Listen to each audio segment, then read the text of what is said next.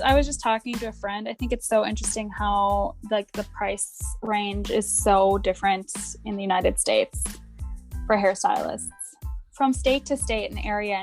Like you have some people who are charging hundreds of dollars a haircut, and then you have others who are charging like 25 and they're still high for their area. That's so true. All right, here we go. Welcome back to another episode of the Breakroom Banter, a hairstylist adjacent podcast where each week two friends who happen to be hairstylists break down our week in the break room. I'm your host, Hunter Walden, joined by my lovely co-host, Anna Schrader. And today we are talking about raising our prices and what that looks like for us and our industry. I'm really excited about it. I do think it's important to say in the beginning that we're only speaking from our own experiences. Yeah, we don't have degrees in right. We don't want you to take what we say and say this is the only way to do it. We are just going to share our experiences and our failures and our successes, and you can take from that, use it exactly if you want. But make it your own, do whatever you want to do with that. Good point, Hunter. Should we start with our bouquet, thorns and roses? Yes. So I started last week, so you start this week. What was your rose? My rose. Okay, so I am actually still on break. The salon, we went in and painted and did a lot of fun renovations and moved things around and just did like a refresh. And so that was a big rose. Another big rose was I, again, spent time with my family, but I also got to go snowboarding this week, which was really fun. Was that like a race or something? What was that? Oh, that was actually, yes, that was a ski race. So that was a cross country, like Nordic ski race. That was another rose that was also covered in thorns. I like, type 2 fun where it was like, felt like death while I was racing, but afterwards it was like so rewarding. Yeah, like, oh my God, I did that. Yes. I did that. Yes. It's also been super cold here. Like today, I don't even think the kids were in school today. They had off because it was I think this morning I saw -18. Oh and my God. I know that didn't include wind chill. So with wind chill, it was like -35. So they did not make the children wait by the bus station today. They said, stay home and stay in your warm house. Do not venture outside. Absolutely. Yeah, we had that snowstorm last week, which I guess was also a rose and a thorn for me. We got, I think, 8 inches of snow, which is a lot for Nashville or in Tennessee in general. And it stayed for like 2 days. Fun. Yeah, we closed the salon was closed for 2 days. So I went back to work the day we recorded the podcast last week. And then I had 2 days off right after that. So I only worked 2 days last week. So rose and a thorn. Right. Yes. I'm feeling the same way. I'm definitely ready to go back to work. I miss my clients. I am getting antsy. And although I've kept busy, I really do miss having my hands in hair. Gosh, I'm not even going to tell you how much snow we got, Hunter. You don't want to know. Is it more than 2 feet? Yes. That's too much, honestly. We love it. I love to look at it. I'll just send you all the Snapchats. Cold. Yes. Like you sent me that Snapchat of you in your car looking at your house. I would have never made it to my car. I absolutely not. I can't handle cold. It's so cold. You just run fast and yeah. And slip and break your arm. I will say that because we have so much snow, we don't have as much ice. Like you guys get real bad ice storms. And so I do not envy that. So it's not as slippery as it is for you guys. Yeah. What's so funny about this snow? Normally you're right. It snows and then it turns right into ice. This time It snowed. It was 18 degrees one day, 20 the next. The next day, girl, it was 45 to 50 degrees and pouring rain. Everything went away. And then today it was just a normal, it was like 45 all day. Sun shining. Yeah, that would drive me crazy. I'm like, give us snow or give us grass. One of the two. I hate the in-between. The wet, brown, gray. Yeah. Well, should we get to biz? Yeah, let's do it. Okay. I'm down. So for those of you that don't know, hairstylists can make money a couple of ways. One of those being commission. And Hunter, you work in a commission salon, don't you? Yes, I do. And so do I. But the other way, and what that looks like is that you work for a business, an owner, and you do not pay rent or anything. And the owner supplies all of your hair care needs, gives you a station, takes care of all the bookwork, and then you get a paycheck from them at the end of, or whenever your pay period, once every 2 weeks.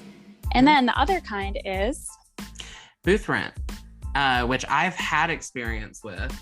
And there's in between these two ways that there are for us to get paid, there are so many variables in those two.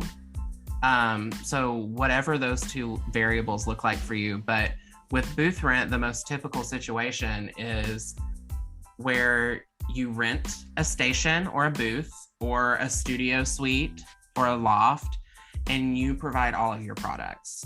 You do your own taxes, you pay your own paycheck, you're an LLC or a sole proprietor. You are your own boss. You make your own schedule. No one tells you what to wear, all of the things.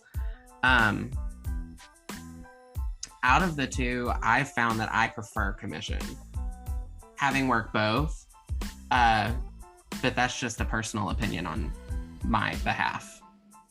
Yeah, so I've actually only worked in a commission salon, and I would tend to agree with Hunter, even though I have never rented a booth, but I love the atmosphere of working together as a team. And absolutely.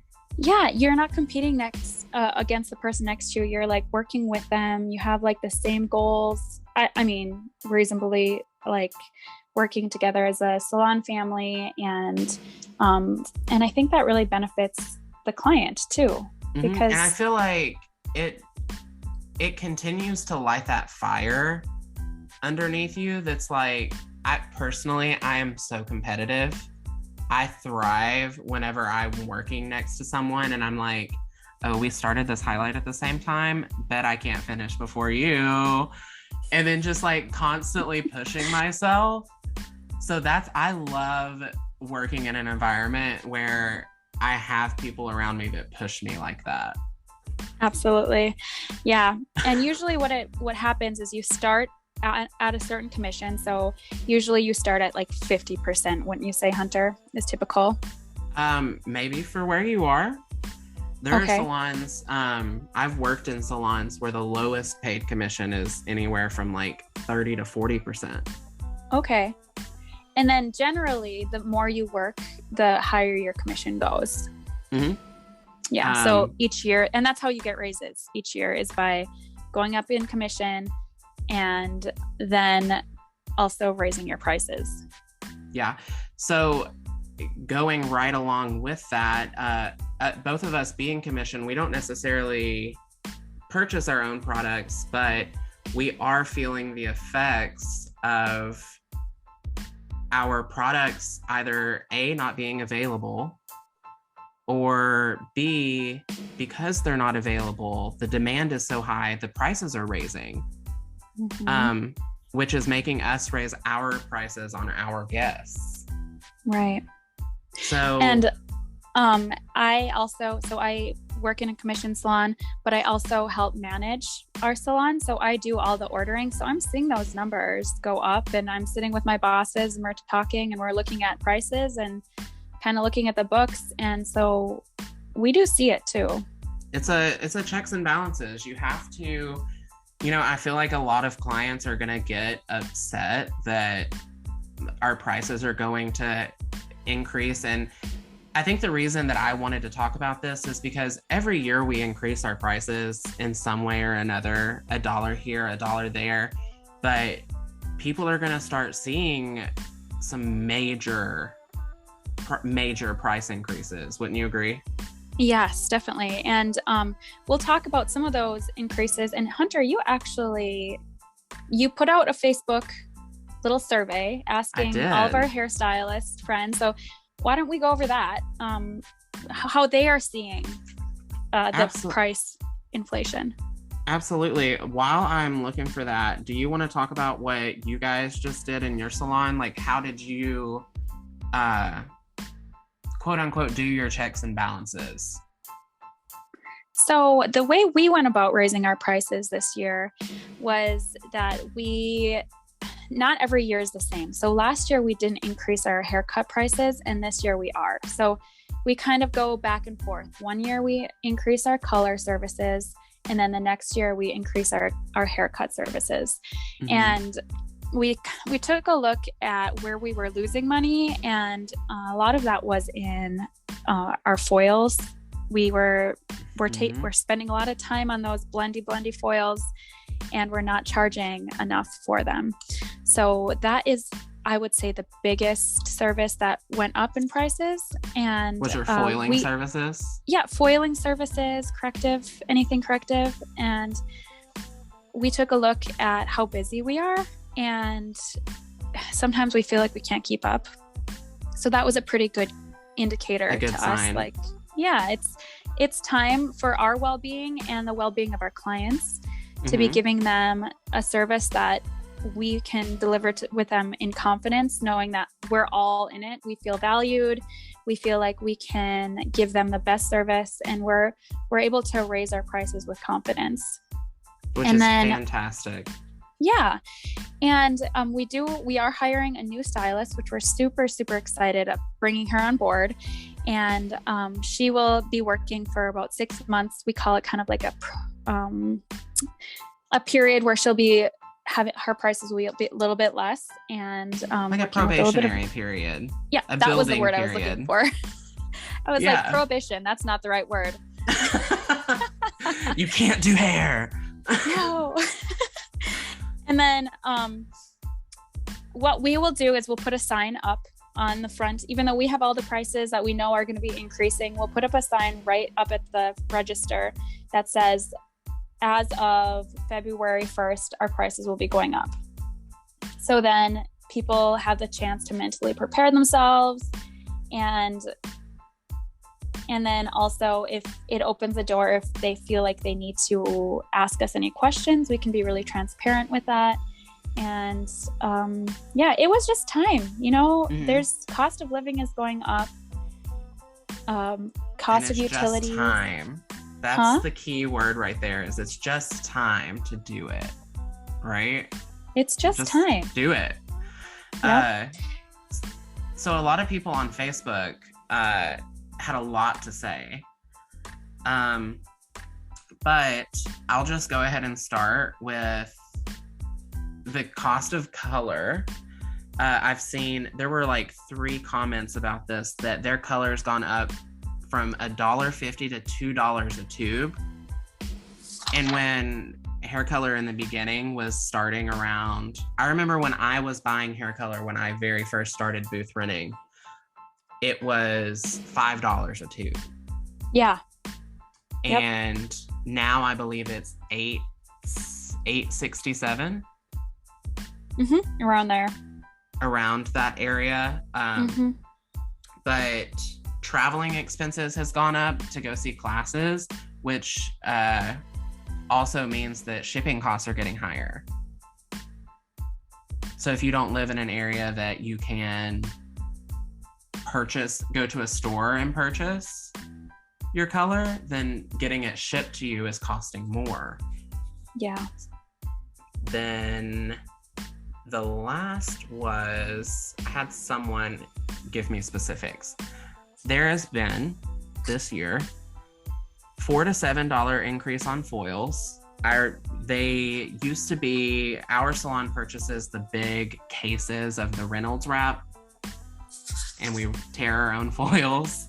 Very old school, but hey, I prefer them. Their cases used to be $50 to $60 for 9 boxes of 500 foils. And it is now $120 a case. So it's completely doubled. Wow. Yeah. The increase on gloves is where oh my gosh, it blows my mind, which yes, it makes complete sense. We're in the middle of a Panda Express. Like, everybody's using gloves for everything in this Pangea. The gloves have increased $10 to $12 a box. Yes. That's There's an a glove 80% shortage increase on gloves. Yeah. And just so you know, you use your gloves, like every person, new gloves. Absolutely. You're constantly having to use new gloves. They're essential because we're also working with chemicals. Absolutely. I am the first to admit that I am not an avid glove wearer, but they are necessary to our industry. I had a client I've seen your nails. Listen, Linda. Listen. I had a client the other day compliment my nail polish color, and that's whenever I really knew that I should start wearing gloves. Did you tell him it was 6N? I did. I said, girl, that's your hair color right there. That 5.23. That's what that is. You know how when you get color on your nail, it's like brown. If you're a hairstylist, you'll know the look. But someone once commented how they liked my ombre nails. Oh my gosh. It's the shampoo bowl special. Oh my gosh. Or let's just talk about the bleach burns. Has that ever happened? Oh my gosh. I don't have any fingerprints. I was going to say, I'm shocked that I have fingerprints because we could get away with murder. Burned. Huh?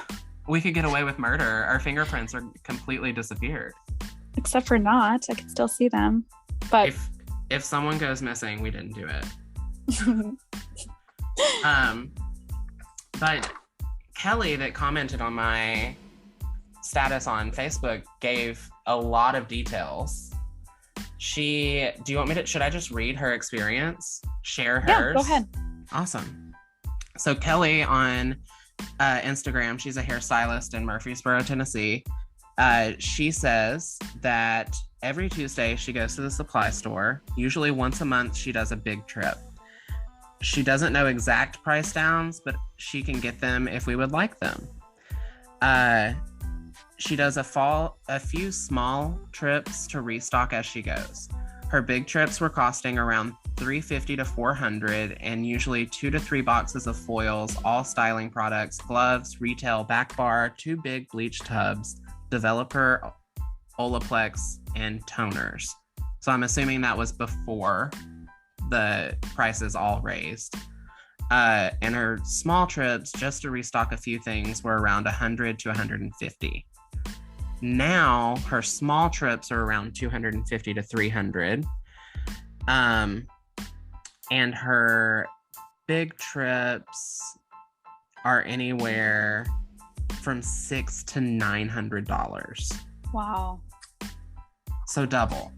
Yeah. And that doesn't surprise me. I was waiting for those numbers. But it's still like, when I hear it, it's still like, wow, yep, that puts it into perspective how much it's changed. And then when you think about your price, you have to, if she's like renting a chair, you add on anywhere from $300 to $600 for rent or more, depending on where you live. The average here is anywhere from $500 a week to $900 a week, depending on what area of town you are. I know it's a big jump. A week or a month, Hunter? A week. Oh, okay, wow. So you have to add all of that rent into the cost for supplies and then electricity and water. And so there's a lot more that goes into a haircut or a color than people may think. Absolutely. As stylists, we all know this. I've done a lot of price breakdowns because I'm a numbers freak. I love to look at the numbers. I like to see, growth spikes and falls and figure all the formulas out because I'm a little bit of a nerd.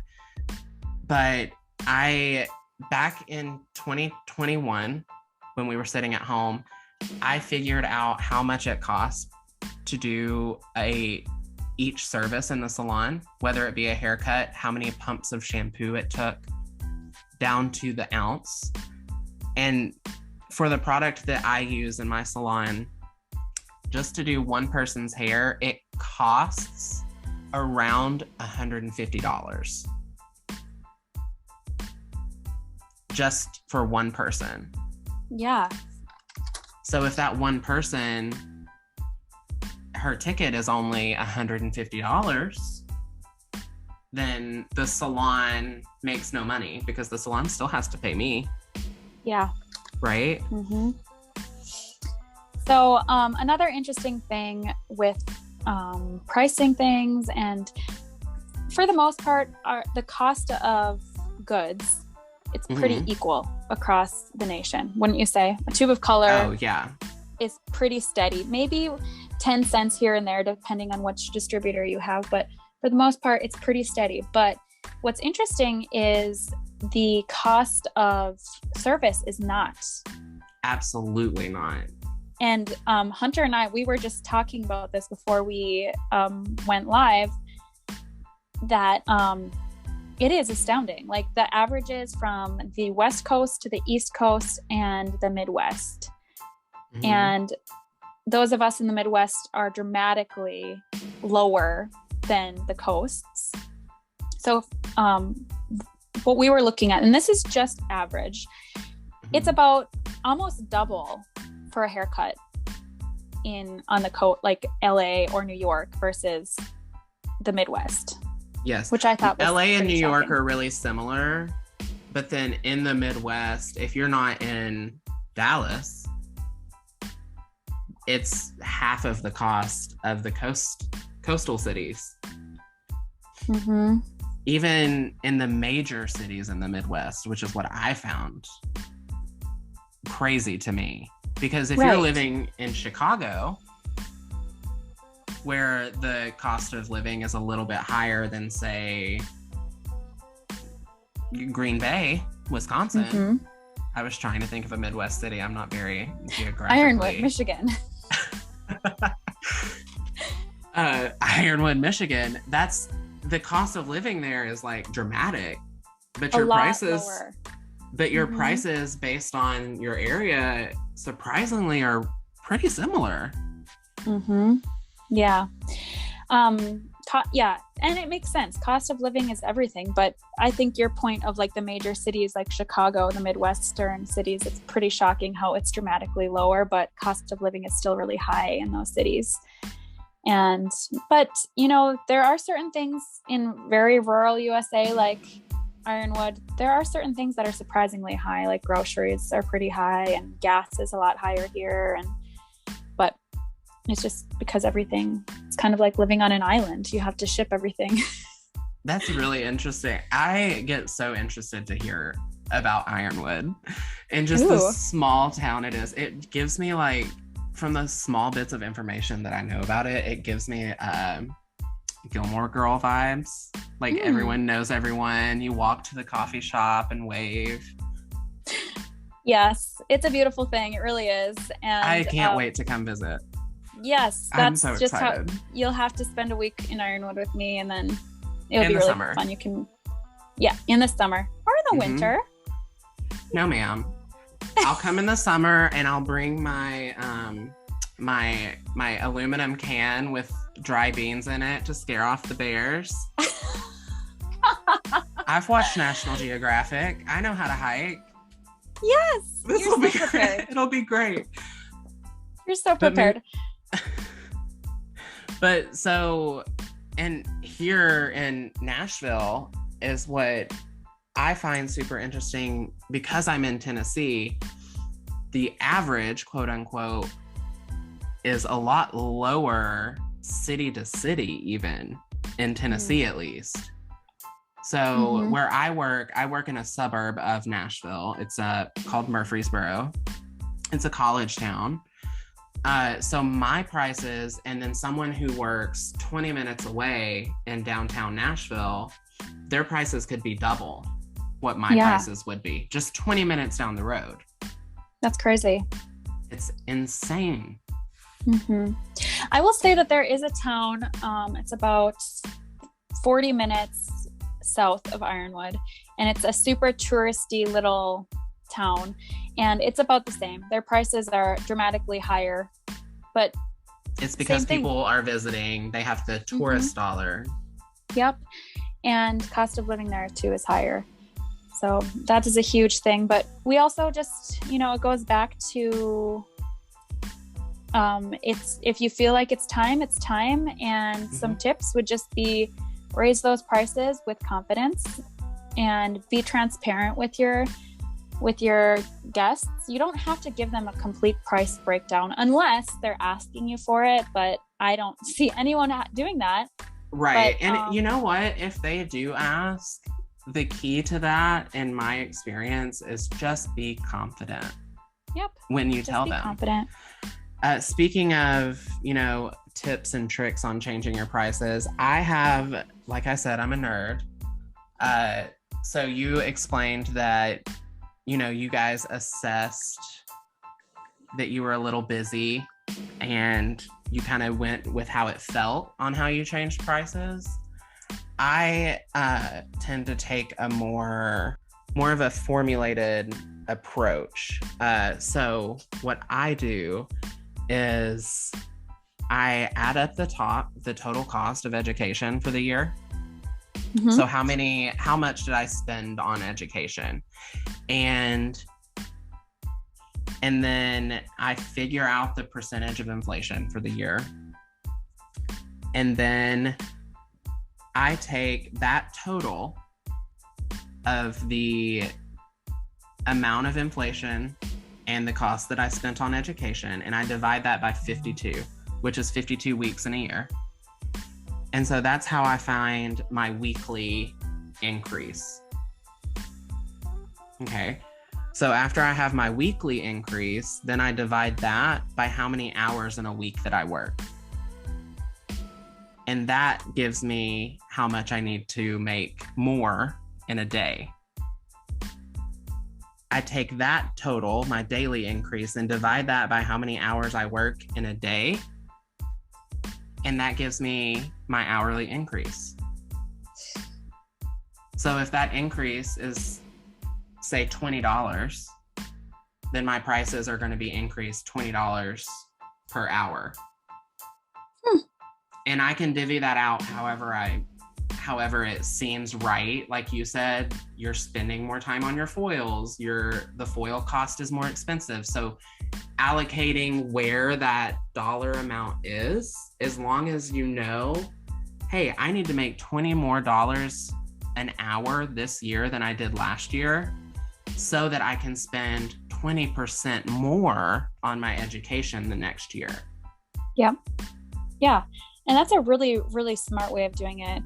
And so do you charge by the hour or do you charge by the service? I charge by the service unless it's a color correction. Okay. And that's so that I can, in my color corrections, I ensure that everything that needs to be done is going to be done. Yeah, that makes sense. Essentially. So it's not, what's the word? A la carte. Yep. Whenever and a client all the starts products to see, absolutely. When a client starts to see 4 additional bowls with a deep conditioner or a bond builder, it's what the hair needs. And I'm going to make sure that you have healthy, beautiful hair at the end of it. And that's the best way to do that, is to charge hourly for me. Yeah. Yep. I agree. Another question for you, Hunter. Since you work in a salon with a team of other stylists under an owner, do you set your own prices? No, we do not. So if you feel like you need to raise your prices, you would figure that out, that formulation that you just gave me, and then bring that to your boss and say, this is what I think needs to happen. Absolutely. And we can collaborate on that, whether, you know, your owner, your leader, your boss, whatever they think. But at the end of the day, if you're making more money, they're making more money. So my advice on that would be to never shy away from saying, hey, I did this and I think that I could do more. But to tack on to that advice, I never really like to, my current boss and mentor, she instilled this in me from day one, and it's stuck, and it's the best advice that I think I've ever gotten in my professional career. And she says to not come to her with a problem unless you've already worked on a solution. So if you're feeling, for a lack of a better word, burnt out, and you feel like, oh, I need to raise my prices, then don't be afraid to come up with a solution. And maybe my way of my quick formulation works for you, or Anna's way of seeing where you need to increase those prices based on what you're spending. It's two completely valid ways of going about changing your prices. Absolutely. And I would say, as a manager too, part of what I do is figure out that morale and have, talk to my coworkers and see how they're feeling, if they need to, where they feel like we need to increase prices, and then coming up with a solution and then bringing it to my bosses. So, right. And this goes for anyone in the workforce dealing with inflation after COVID. I read an article, and are we going to put links to any articles, or should I?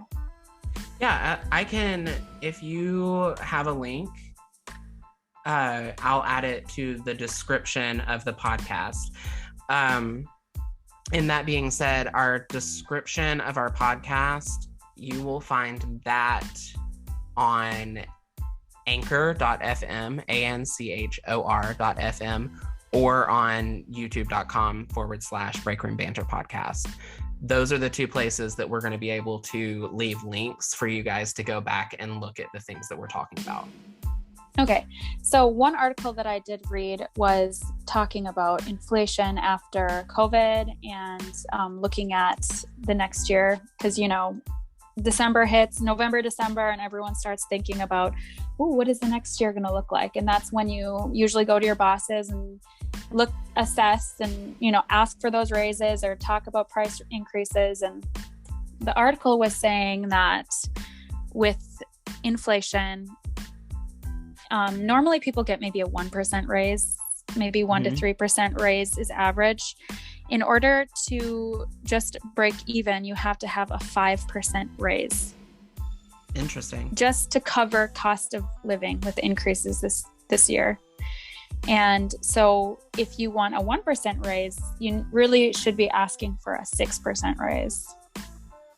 Interesting. Yeah.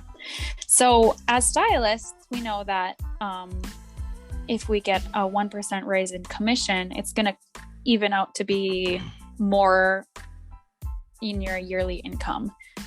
And then you have to then look at raising your prices in order to cover the rest of it. Yeah. I really like the way that we get paid at my salon. We're on a sliding scale. So essentially, the way we get paid is based on our productivity. So meaning a level 1 stylist has the opportunity to also make the same percentage of commission that a level 4 or 5 stylist gets. It just depends on productivity. It's harder to hit those higher numbers when you are in the lower levels just because of the lower price range. but it's possible. So ours is based solely on productivity, and I really like that. Yeah, I feel like that would be a good incentive for some. Mm-hmm. Yeah. Like I said, I'm that competitive. I have that competitive drive. So I know I'm like, I need to make X amount of dollars if I want to make that percentage of commission. Yeah. I'm very much not that way. I know, you're so sweet and gentle. And I'm like fire. Every once in a while I get competitive. I do get competitive, but yeah, not really with my coworkers much. But I would get say competitive it's healthy. I get competitive in like ping pong and like, you know, things that matter. Things that matter, things like, truly. Yeah. Like I don't know. What's that card game that I love? It's not a card game, board game. Catan, Settlers of Catan, and Risk. Oh my God, I love that game. Yes, that is when I get I can't find anyone to play with me. Have you ever played Risk? I don't know that I have. Oh, you'd love it. Okay. Especially if you like Catan. I love Catan. I have like the whole like Seafarers expansion pack, and that's really fun. That makes me so jealous. Yeah, you have like little boats and islands. What? Cool. I just have little roads and houses. Well, when you come to visit, Hunter, we can play. Absolutely. We have one more topic on the docket today of just another way to not increase your prices, but increase your income. Retail sales. So are you selling a bunch of retail? Yeah, I love sell a lot retail. of it? And I wouldn't say that I'm selling a bunch, but it's something I'm good at selling retail, but yeah, I could do better. Yeah. So I tell all the girls in my salon who hate, quote unquote, selling retail. Yeah, I would say that I don't sell. Right. I just use it and love it. And I used to sell it. I used to absolutely bring my clients over to the retail, you know, the eye lock where you don't break eye contact. Mm-hmm. And now it's just something that like most of my clients are like, oh, remind me I need to buy this product. And I'm like, oh yeah, gotcha. Mm-hmm. Or they're asking me, I'm talking about it. And then at the end, they're like asking me to buy it. And I don't have to push it on anyone because that makes me very uncomfortable. Oh, absolutely. Selling things. And I was also the same way. I was very cringy salesman for a while, but I feel like you kind of have to be at first before you are grounded in that content of the knowledge of the product, right? And just using it and loving it. Something I do is whenever I'm putting the product on their hair and I'm talking about it as I'm putting it on, I have a table in front of my chair.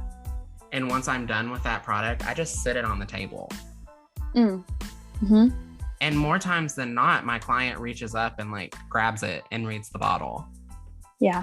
Or does this or does that. And then at the checkout, I'm like, oh, all those products we talked about, I'll go pull those for you.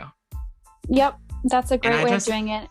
I sit it at the front desk. I take everything that I use, sometimes 5, 6, 7 products, and set it at the front desk. And I always say, you know, this is what I used on you. I set it in there. I set it up in order of importance that I would use. This is your best bet. Yeah, but I like that how you said order of importance, because sometimes it can be overwhelming because we use so many products and that's overwhelming for people. And I usually say, like you said, order of importance. If you were to leave with one product, this would be it. If you want to get 2, this would be it. And then, you know, sometimes they buy more than that. And then I'm like, yay. And they love it. They love it. Yeah. I always say shampoo and conditioner. Because you can't build a house without a strong foundation. Yep. If you have like a bunch of coatings and waxes on your hair, then that gel is going to do nothing. Absolutely. So yeah, I do something where I do your basic package, an upgraded package, and then the ultimate package, where it's like shampoo and conditioner are your base necessities. I say these are the products that you need. You, for sure, if you're using hair color especially, you need the products that suit your hair color.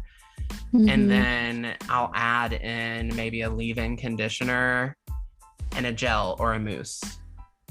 My favorite thing for blondes is the that new Silver Savior toning mousse, the treatment I love foam. that.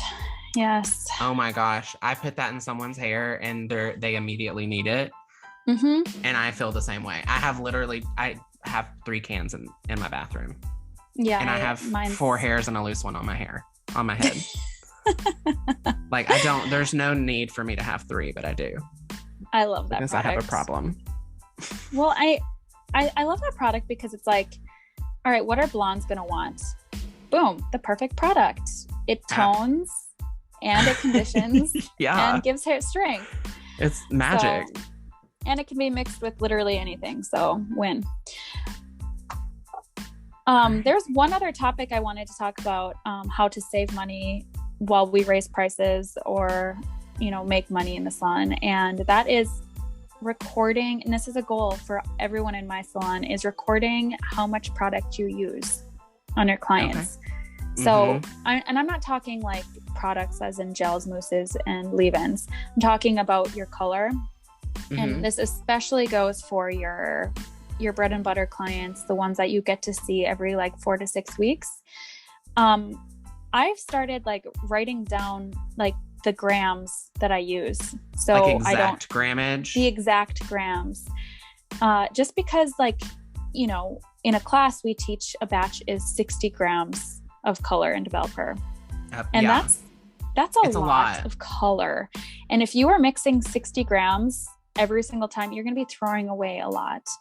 And that is a really, really good way of saving money, is by like mixing less and going back and mixing more if you have to. But just like record. I keep all my formulas in the computer. So recently I've been going in and saying, I have one client, we only mix like 20 grams of color for her hair because she has very 10 grams. Yeah. That's $3.36 of color. Wow, thank you for that. I never would have been able to do that in my mind. It's 36 cents an ounce for our color. So that adds up a lot. So maybe try that it's really easy. Just write down what you mix. And if you mix too much, make a little note. Say, I mixed too much. There is, for bigger salons, because it is a very large investment. I've never worked in a salon with this program, but I know that it exists. There's a program that will actually hook to your scale and goes directly into your computer through like a cloud, and you measure before and after you apply color, and it will correct the formula in the system as you go along. It's really complicated, and I don't know the exact way it works. George Alderetti actually told me about it years ago, and I looked it up back then and read into it. It's really interesting, and it would be a really great tool for a salon owner who is looking to save money everywhere that they can, because I'm sure we can all agree that that is what's necessary right now. Definitely. Yeah. I will also say that I am not a micromanager. So that sounds like really intense to me. But if that's the type of manager that you are, an owner, then more power to you, as long as you're not, exacerbating your stylist? Right. It's more for accurate mixing every single time. Yeah, absolutely. Yeah, because if you're just throwing away color, you could in your mind say, oh, that was 5 grams of color. Next time I'll mix up 25. but this system will actually break it down to like, oh, you used exactly 30 grams of color. That's how much you should mix up. Yeah. And there's something just so satisfying by like taking that like color brush and scooping out the last bit and finishing off this section. It's just like, I usually will sing a note when that happens. Yeah. My clients will hear. I tell my clients all the time, I'm like, I have this special gift where I mix enough color for everything but the last foil. Yeah. Oh, that is the worst. And on the flip side, that's the worst when you need one more foil and you have to go mix like it's like that's the moment I'm like, oh my gosh, really? Does anybody have lightener? Please, just one scoop, just one brush full. Oh, don't do that. That's unsanitary. But that's what runs through my brain. You're just gonna like sneak up behind someone and just whoop, grab a little scoop on you. I just need this real quick. Just real quick. Imagine it's 30 volume and you're using 10. Oh gosh. Oh. Well, oh my gosh. Hunter, I feel like we're to the point where we are just getting silly, which is the best part. I agree. We both want to thank you all so much for listening to another episode of the Breakroom Banter, a hairstylist adjacent podcast. If you're listening on your favorite podcast app, such as Spotify and Apple Podcasts, go ahead and leave us a 5-star review. Let us know how we're doing. Let us know what you want to hear. And if you're listening on YouTube, leave a comment and let us know what you're thinking. I am at HairXHunter on Instagram. And I am Anna.shr8hair on Instagram. And our podcast has an Instagram at Breakroom Banter Pod. And this has been the Breakroom Banter. See you next time. Bye. Bye.